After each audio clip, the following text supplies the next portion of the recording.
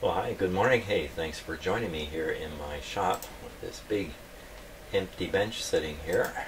And, gee, what am I up to? Hey, I think I may be on to what the problem was in my shop that caused the lights to go out.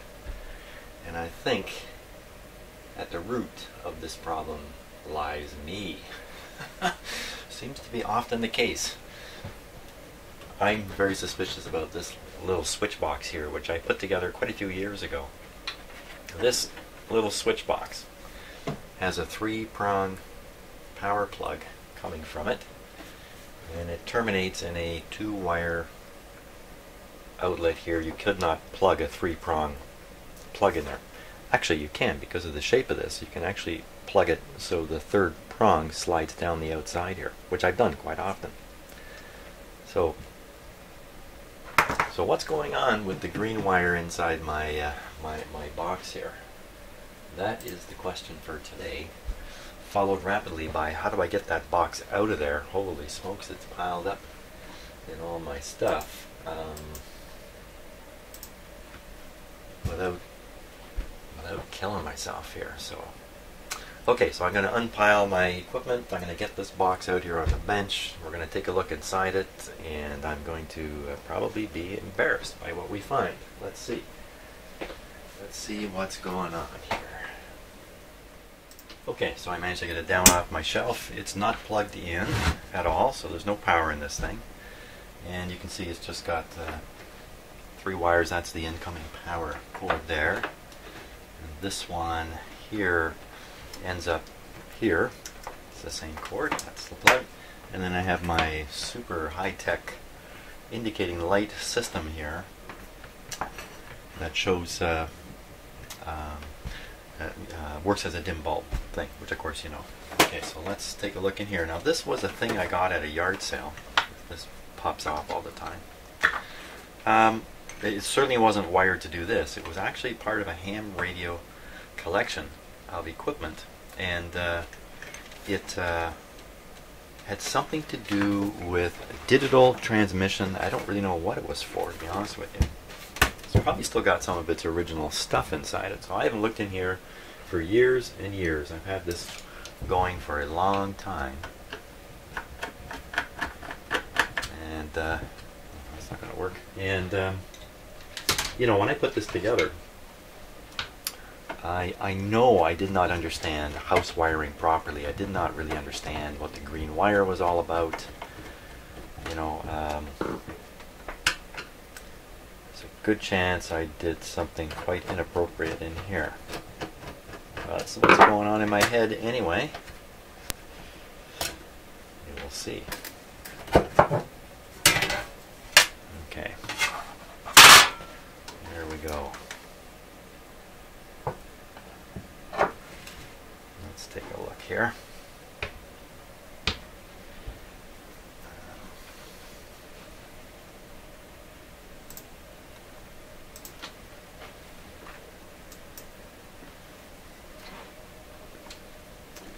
What's in the box, Jim? What do you got in there? Tell us what you got. Okay, it looks more complicated than it really is. So here we are. We can solve the green wire problem right away. So here's the incoming power cord. And I've got the white and the black. And the green is not connected to anything. Oh my gosh, this shoots my theory all to heck. My theory is shot. These components down here are doing nothing for me. They're not in the circuit.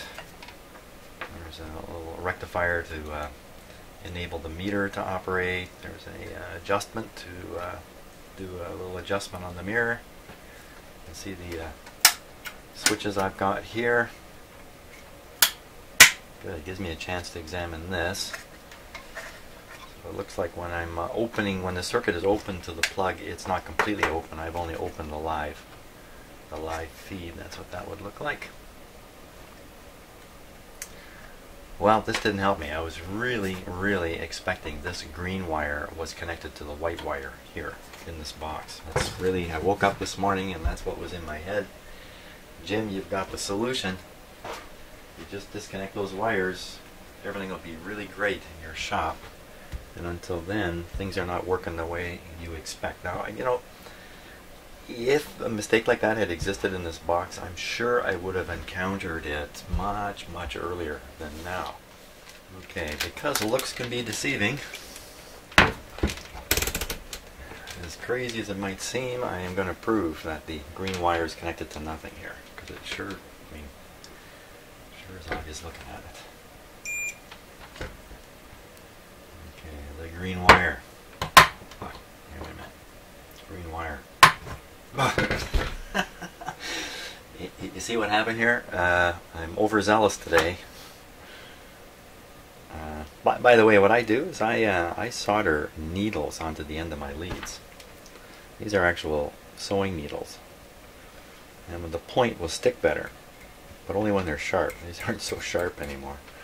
And that's what's going on there. So they're a little flimsy. If I get a little excited, I can push it too hard. Yeah, of course, there's nothing going to happen there. Nothing's going to happen. How about here?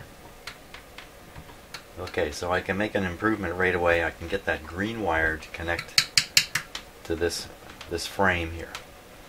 Now, this is on the other side of an isolation transformer. So, that isolation transformer, I have two of them. I have the feeling they're wired a little differently. The particular one I'm using, the big industrial, higher quality one, laboratory type isolation transformer, passes through the green wire connection. So I plugged my box in. This green wire, even with the isolation transformer going, is still connected back to the power system neutral at my fuse box.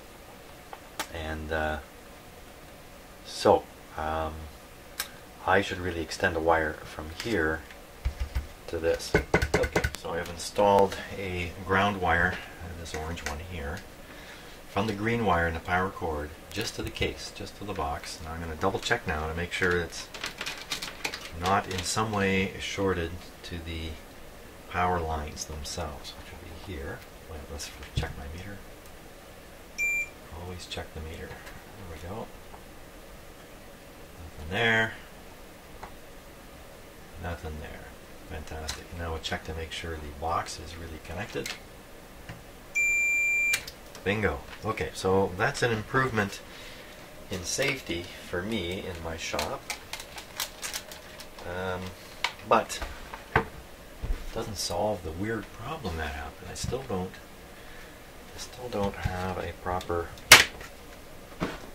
concept of what happened there. Holy smokes. You know what? I think I'm getting more and more suspicious now that there's something out of sorts with this guy. Ever getting that 145 volt reading, which I'm going to investigate next. Maybe he's the source of the problems here. Okay, so I'm going to put this box back together. I'm going to stick it back up on the shelf. We're all done with that. Okay, so it's not the green wire in my box up here. Maybe it's this guy that's caused the problem now. The lights went out when I connected the ground here to the ground on my signal generator, which is a 3-wire green wire grounded piece of equipment. But by the way, I say green wire, I'm in Canada or North America. In other parts of the world, this is going to be done a little bit differently. So if you're wondering why I keep saying green wire, it's because that's a very important wire color in the power distribution system certainly here in Canada, and I'm pretty sure the same thing in the States and probably through much of the world. But there could be other areas where these colors are treated quite differently. White, black, green, blue, whatever might be in there.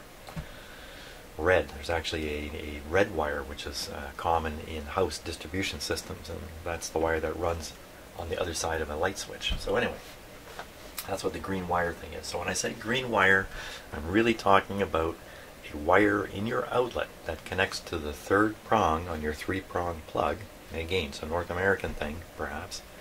And that wire goes straight back to the fuse box, circuit breaker box, where it connects to the hydro neutral, as I understand it, at that point. And then it carries on up onto the pole or underground, however it's going from your house, where it finally meets up with a transformer in the distribution system.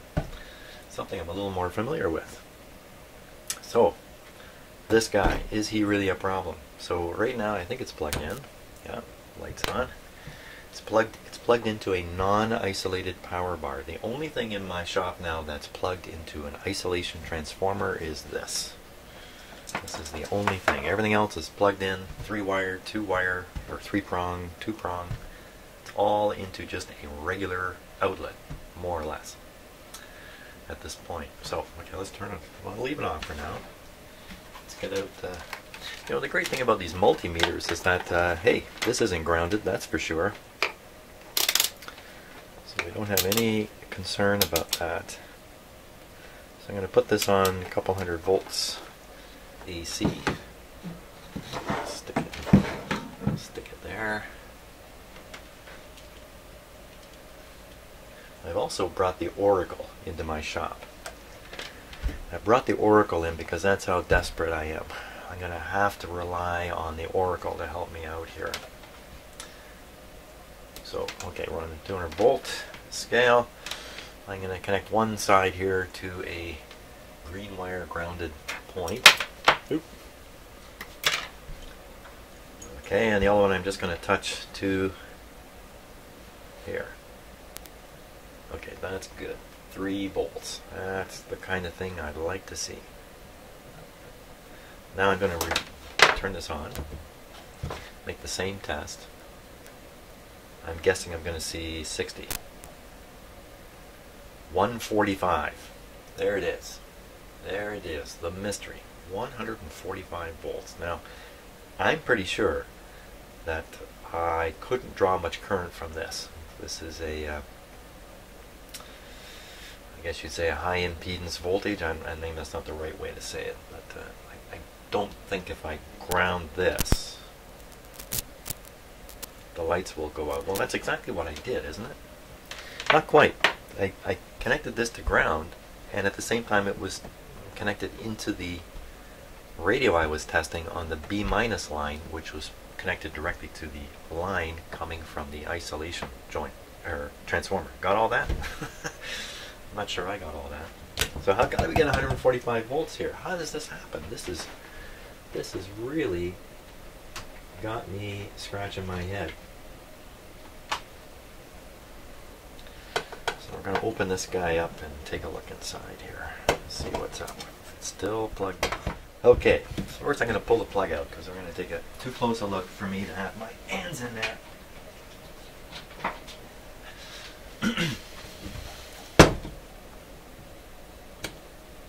So, okay. We are safe in here now. Grab my... Okay, let's try the aerial camera here. We'll just fly it in.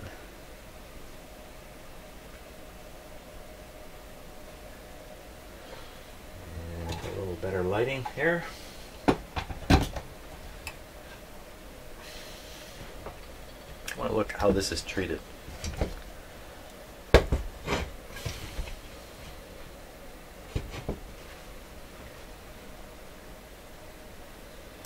Just a sec while I focus up my camera. Okay, it's just a little hard to get the camera on this. You can see the wire coming in down here though. It's tricky to see. So first of all, it's on a terminal strip, and one of the terminals, as usual, is a ground terminal. That terminal is underneath the resistor there. It's hard to see, but there's nothing connected to it. Wait a minute, is there? Oh, there is. Okay, so there's a resistor and a capacitor right here that are connected to it. And where are they going? They're going over to a tube pin.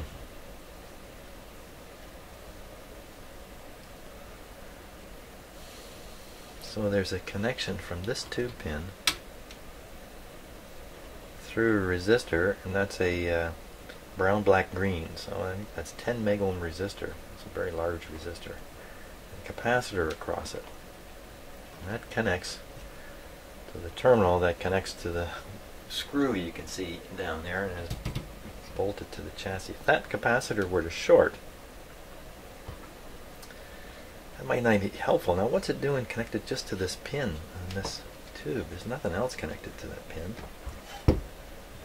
Is there? Oh, really, there's nothing else connected to it. And that's pin number, let's see, 1, 2, 3, 4, 5, 6, 7. Pin 7 of a 9-pin tube. And what kind of tube is that? That's a 5814. 5814. 5814. Okay, so a 5814 is a ruggedized version of the 12AU7. 12AU7 with a slightly higher filament current. 12AU7. 12, come on. 12. I should have learned that alphabet just like the teacher said. 12AU7. Minimum mu twin triode. Right. 12AU7. I'm familiar with it. Okay, number 5. What is going on there? Was it really pin 5? Let me just make sure I'm not forgetting what I did here. It's definitely not 5. See how easy it is? 7. Pin number 7. Pin number 7. On the 12AU7, pin number 7 is a, it's a grid. It's a grid. Okay.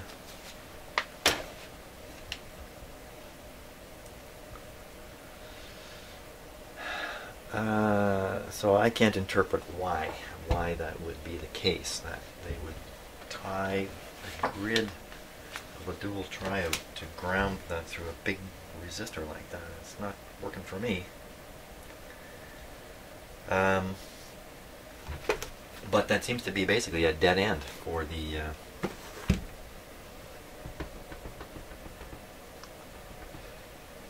a dead end. Okay, is there some other connection? Let's see now, another connection. Let's switch cameras here. That's not the only connection to the chassis. Another connection to the chassis is the connector right here. That you plug the test leads into. And I'm pretty sure it's grounded just by virtue of the fact that it's just screwed right onto the metal here. You know. I'm gonna have to find a circuit diagram for this. So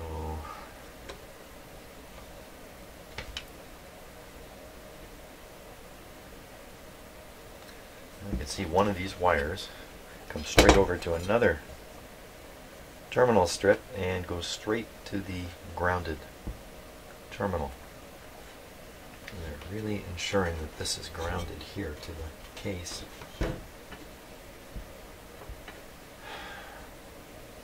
Well, you know, nothing's leaping out at me saying here's why you get 145 volts.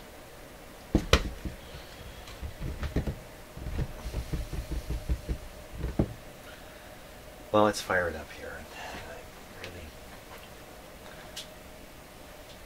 not so sure. Again, don't like being in this unsure state. Okay, so I'm going to plug it in.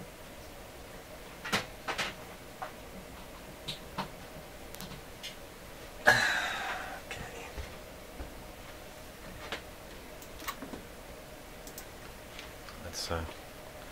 Let's repeat the test here. It's off right now. This is a part of the clue too, because it's off and on makes a big difference.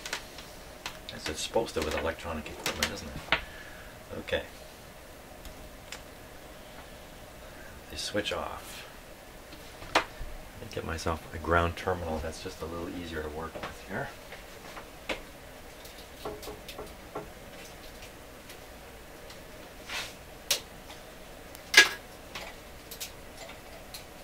Hang on.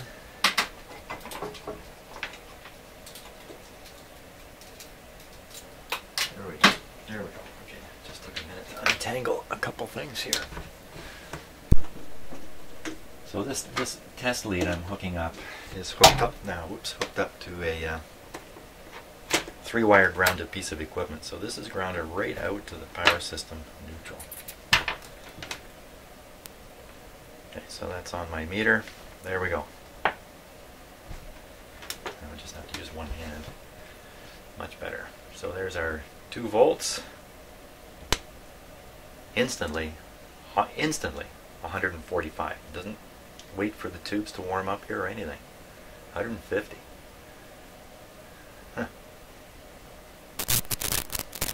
And wow, that's really coming across. You know, like, this is interesting now. I've been hearing these kinds of sounds that, if you watch my videos, you hear them a lot on the video, but they don't make a sound here in the shop at all. Except my radio that I keep on over here, and I keep it on at this one here, this little transistor one that you have some trouble seeing. I keep it on. I just turn the volume up and down just because I'm too lazy to push the on-off button, and it sometimes makes little sounds like it is right now, but you can't hear the sounds I'm hearing because you're hearing something far more dramatic.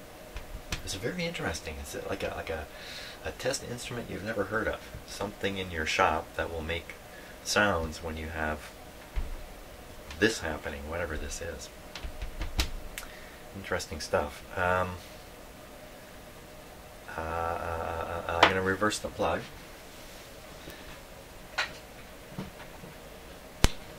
Make sure it's the right one.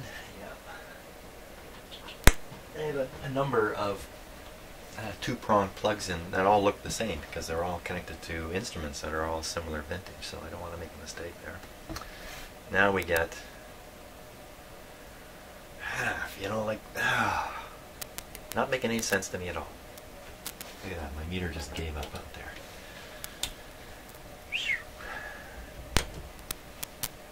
Turn it off and it floats around 80.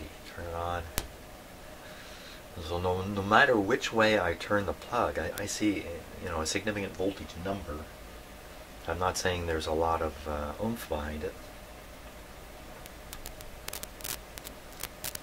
Yeah, I can see my meter, my microphone level reacting when I do that. It still reacts like that.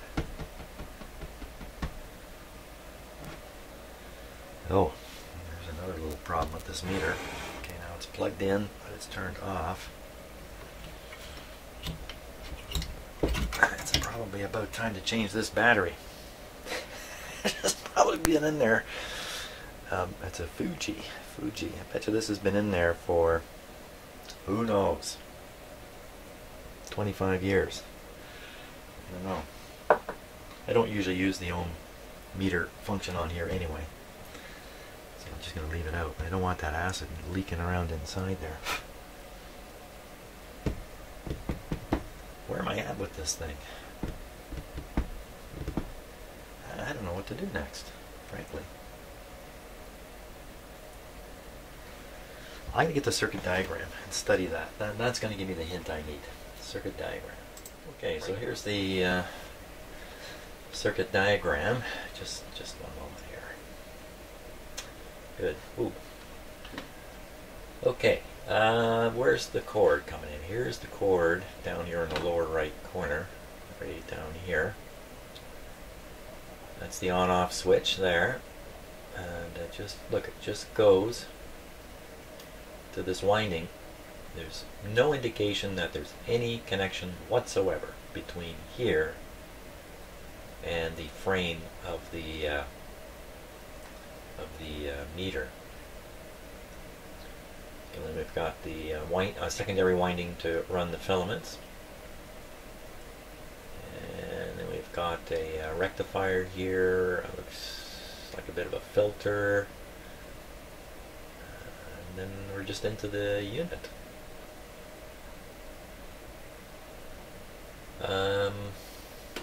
Let's see if we can find, here's a ground here with the battery. It has to be grounded to the case because the leads, if we go over here, the leads are grounded to the case. Oh, here's something up here. Whoops. Something up here. It's also grounded to the case. Function switch. 1600 volt 0.047 capacitor. Trying to block DC from getting in here, I think. Really? 1600 volts. I don't know what's going on here. I have to study this for quite a while to sort it all out for real. Is there any other... Oh, here's a whole bunch of them up here. Oh, I missed those in the unit. So here's a whole bunch that are grounded here. Oh, here's the one I found. I found this one. Capacitor and the 10 meg resistor. I found this one. Likewise over here. Now, you know, there's no 145 volts here. Look, this is a 3 meg ohm resistor here. This is ground. If this were shorted, and the meter wouldn't work either. So how is the case getting up to 145 volts? Here's another ground point, but this is just a single point on this winding. So again, there's just no way for this to energize the case. And look, it's only 6 volts here anyway. So where do we get 145? Can we find it anywhere? This capacitor is rated at 150. Do they state the voltage anywhere? No, I don't really see it here. But we could deduce it to be on here. This is a half wave rectifier. You're going to end up with like 100 volts or maybe less on this capacitor. That's what I would think. Oh, look what it says right there, 120 volts AC. That's interesting. So this is, you know, 120 volts coming in, and so this is just literally an isolation transformer here. It doesn't even jack up the voltage at all. So this might even be less, might be like 90 volts or something here. Where's 145 come from? How do you get 145? How does that happen in here? Holy smokes, it's just getting even stranger. Okay, so nothing is really working here in my head. Here we are, a whole bunch of grounding over here. Funny how you can look at a diagram like this for quite a while and not see things. So what's this all? This is the... Oh, here's a plate connection. There's a plate. There's a whole pile of 22 meg resistors in series. That's kind of weird. There's another one here. Why would they do that? AC balance. I don't know. I still have a heck of a time understanding. This looks like a full wave rectifier here. That's what this looks like to me. I don't know what it's doing. Another one there. We already saw that one. Quite a few points then that are tying to the chassis here. Any more? Is there another one hiding in here? Here's one here. Another one. All kinds of them. So what is this? Range switch. You know what I can do? I can get the 145 volts on my meter and then turn these range switches and see if it comes and goes at some point, or some switch combination affects the 145, and then that might clue me in a little bit better than where I am currently not so clued in. So that's a good idea. That's a simple thing to do. So my meter is still one side grounded.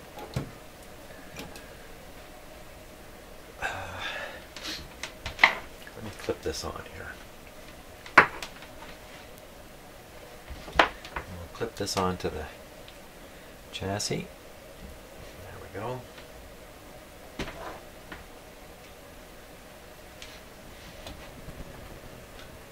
little too hot with the lighting there. I already got 86 volts showing. And we're going to switch it on. Oh, before you even switch it on.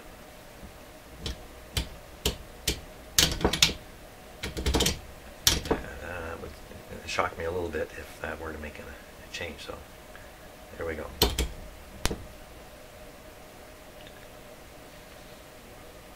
I remember I reversed the plug, and that dropped the voltage from 145 on there. Now that's a normal warming up thing that happens with this meter. Okay, so she's ready to go. Switch here. Especially if I go over to ohms. Yeah, no difference. No difference. And I would be pretty surprised if this did anything. Let's try it on DC. Give me a hint. Somebody, give me a hint. Nothing exciting happening there. Okay, let me reverse the plug.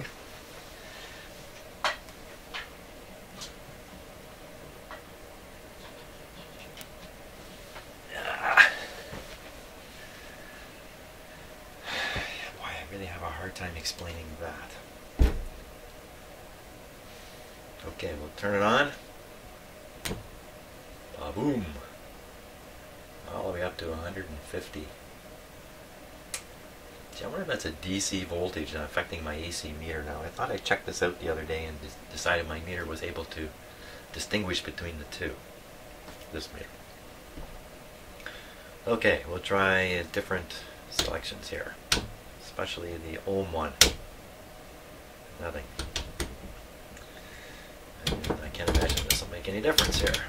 Okay, hey, it was a good attempt to look for another hint, but failed. No hint provided.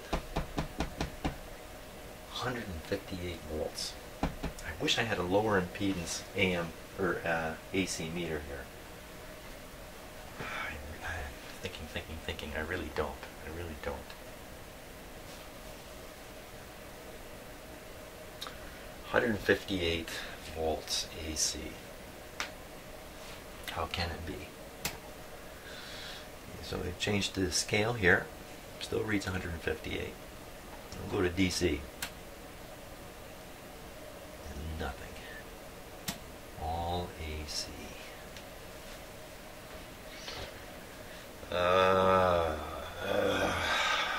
Okay, so now is that the output voltage of the transformer in here by some chance? Let me disconnect from the chassis and disconnect this ground. So now my voltmeter here is just on the end of these wires. So I don't have to worry about sticking a ground somewhere inappropriate. I do have to worry about my own safety here a little bit. This is plugged into an ordinary outlet. Now, look at the output of this transformer here. This guy.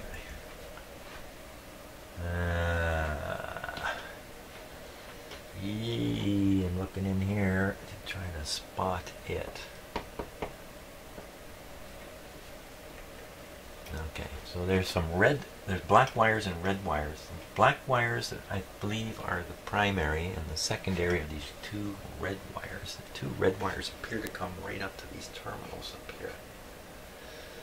So, this is on 750 volts AC.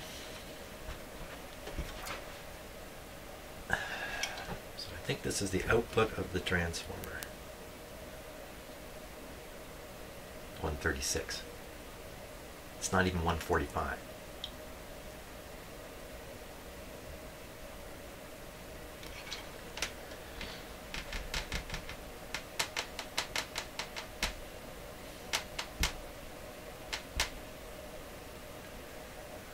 Well, I think it's clear. This machine is a source of free energy.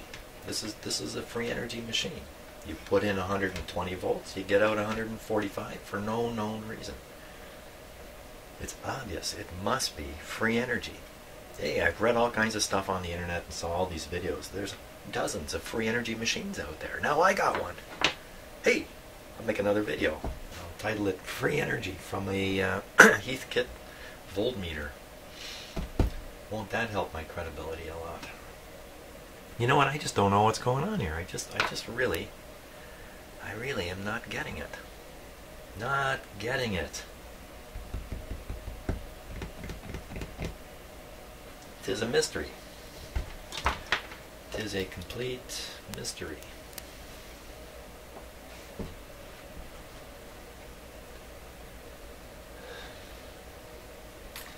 You can see how sensitive this meter is.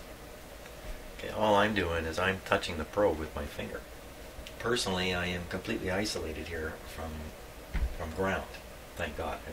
Well, it's through a meter, so I shouldn't be too worried. Isolated from ground.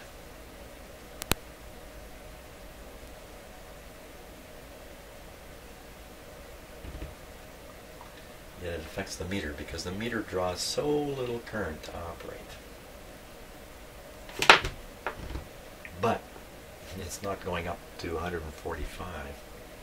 Do I dare stick my foot on the ground? Yeah, that's what I'm doing. So, foot off the ground. It's not actually on the ground. I'm putting my foot onto a mat I'm standing on. Scaring the heck out of myself doing that, by the way.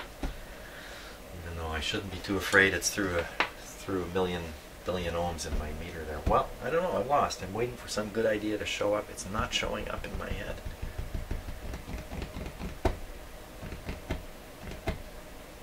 Okay, that's fine. I don't know. I'm stuck. Jim, you're stuck.